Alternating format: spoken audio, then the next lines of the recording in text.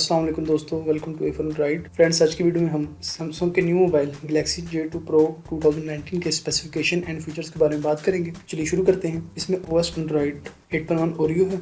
इसमें 2 सिमें डलती हैं, दोनों सिमों का साइज़ माइक्रो होना चाहिए और इसमें 4G नेटवर्क टेक्नोलॉजी यूज़ की गई है। प्रोसेसर की बात करें तो उसका processor quad core 1.4 GHz cortex A53 है और इसमें चिपसेट डिज़ाइनस 7570 क्वाड और GPU माली T720 है।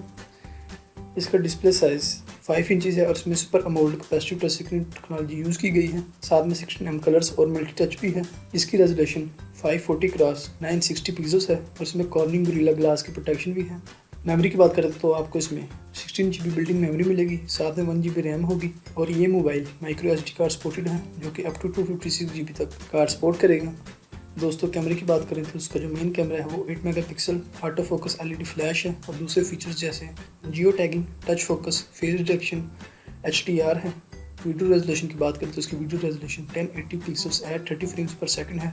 जो इसका फ्रंट कैमरा है वो 5 मेगापिक्सल LED फ्लैश है। दूसरे फीचर्स होने के साथ साथ इसमें एक्सेलेरोमीटर, प्रॉक्सिमिटी सेंसर्स भी हैं।